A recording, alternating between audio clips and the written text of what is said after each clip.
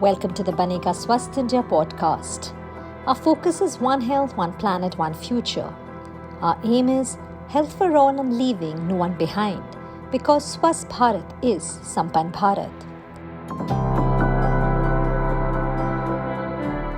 We have with us Parnasha Banerjee. She is the Associate Director Urban Wash at Dasra, which has been doing some credible work on menstruation, sanitation and hygiene. Thank you so much, Parnasha, for joining us today. Thank you, Ambika. It's a pleasure to be here. Parnasha, with, menstruation day around the corner, and, when we're talking about menstrual hygiene, what really is the connect between menstruation and sanitation? Yeah. No, I think thanks, Sambika, for bringing out a very important question, right? Like we've been thinking about sanitation and the work that we've done across the sanitation value chain. And what we realized that inclusion and inclusivity across the sanitation value chain has become an important part for all of us. And within which I think menstrual hygiene plays a very critical role. One, of course, is in the form of, like when we do have toilets and when we have community toilets and people, women, girls, men, of course, access public and community toilets, there is a huge focus, or there is a lack of actually menstrual hygiene facilities in some of these toilets, right? And even if they are there, they are not up to the standards that women and girls are able to use this. Sure. There's, of course, a huge focus around disposal, right? Like as incomes and awareness levels have increased or risen, more menstruators in India have started using sanitary pads. We've seen that sanitary pads have actually kind of reached what we call as a first mile, right? And this in turn has actually led to an increase in the menstrual waste. And menstrual waste, again, we've for ages kind of understood that how do we kind of classify them? Are they environmental? Do we classify them as products, as biomedical waste, etc.? And that's been a debate for over the years, right? And there are current practices of disposal around in community toilets, in public toilets, and often in even in your individual household toilets, right? And how they are basically disposed of. And then there are again those desired practices of disposal. While I talk about MHM across the sanitation value chain, one important thing to understand is that our service providers, right, who are our sanitation workers, and two important things around them, right? One is the fact that they are exposed to time and again products, right? Time and again. And it is, of course, infectious. It's not, and when I say infectious, it has risks to their health, etc. Right? That's one.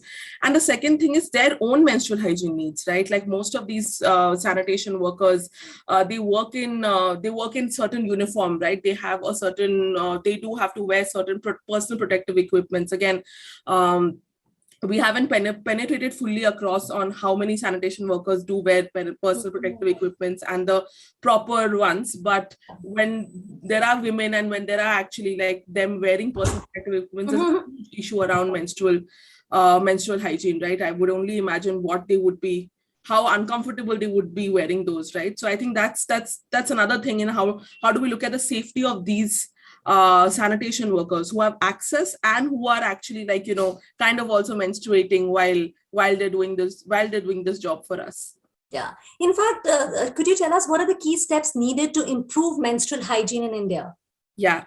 No, I think a couple of things, right? One is the fact that there is, I would say that awareness has kind of, with Bollywood coming in and with a lot of these advertisements, etc., media talking about it, I think there's been an up, right, on in terms of the awareness and in terms of people understanding about menstrual hygiene, the need for menstrual hygiene. But I don't think that we have yet broken the taboo around it, right? I still see like chemist shops selling menstrual hygiene products wrapped in newspaper and black polythene, etc.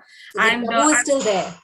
We need to break that. There is social stigma and there is taboo, right? We still feel uncomfortable talking about menstrual hygiene in fact, within our family as well, with men around, with like our, with fathers and boyfriends and husbands, etc., right? It's still an uncomfortable kind of a conversation, right? I think the second thing would be access to menstrual hygiene. Like I mentioned, that there is a huge penetration of sanitary pads now, right? And that also is leading to disposal issues. But however, I think there's also to kind of think about that there are affordable menstrual hygiene products that ensures women's health, and they need to be also taken out right there, right? Like, in fact, there are cloth menstrual pads that actually work very well, and they kind of inhibit fungal and bacterial growth, thereby reducing a lot of the symptoms that women undergo. But I don't think that we talk about them enough, about actually the right to choices, right? That as a woman, that as a woman, that we do have we have choice, and that choice unfortunately remains limited to the privileged part of the community or privileged part of the society, and that doesn't generally penetrate in in someone who might actually need, or who should be made aware of the kind of products or the basket of products that are available. I think the training of stakeholders, right? The third being that, right? Like, when there are so many health workers that we are working with. There are people who are actually working with, teachers, education systems and education institutions, and then even, in fact, for that matter, government officials, right? Like, when we talk about government, and especially, we still don't know where menstrual hygiene sits in the larger ministry, in the larger conversation of the ministry, and a lot of ministries have done a fantastic job. Like the Ministry of Housing and Urban Affairs came up with the gender guidelines for Swachh Bharat Mission Urban, right, which does talk about menstrual hygiene in its like guidelines. But I think just understanding how that goes to the cities and the states and at a local level. Last mile access, reaches each one. And how the ULBs, how are each of those ULBs, and how are each of the ULBs, while talking to communities while talking to ULBs across their needs on MHM, that training, I think, still needs to be kind of, taken forward. And I think a large part of this is actually probably stigma.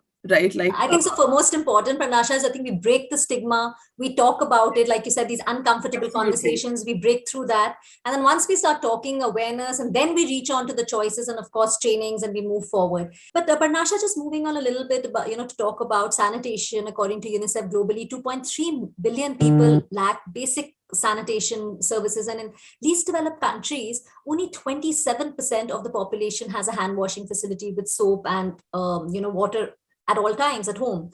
How does this affect a girl's life, and what can India do to really overcome this challenge? Yeah.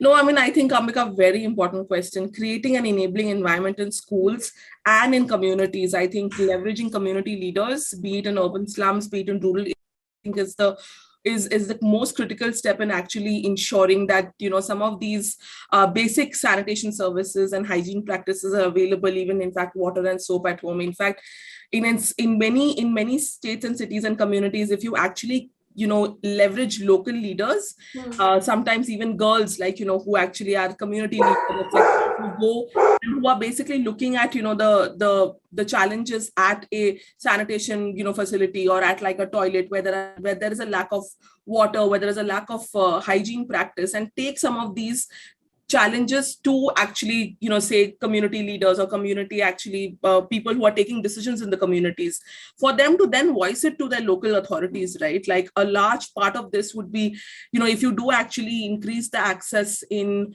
some of these very marginalized communities, I do think that there is a lot of development that can happen in some of these households, in some of these communities. So I think one is just creating that enabling environment in schools, right? In schools and in communities, where community leaders can come forward, work with local authorities to be able to address these problems, right? And I think the second thing and outcome of this is that, like, when you do talk about, and when we do have schools, I think just making sure that the facilities in schools are adequate and are safe for women to be able to use. In fact, not just schools, I would say any public place, right? There are malls that we go to, there are like villages, and there are village community centers that people go to, the community centers that we go to. In fact, just making sure that toilets are usable and something that women are able to access. I think that's just an important step. And then that actually would require a lot of awareness in these groups as to why this is important, why this actually leads to a larger, hygiene and better sanitation for your own community, wherever you could be, right? That's it on the Banega Swasth India podcast this week. If you have comments, queries, or suggestions on the topic we discussed today, or issues you would like us to cover in future, write to us on bsipodcast@ndtv.com. Remember, BSI stands for Banega Swasth India. You can also connect with us on the Banega Swasth India handles on Facebook, Twitter and Instagram, and continue with the conversations through the week. Till next week, this is Ambika Singh Kama signing off. Stay healthy and stay safe.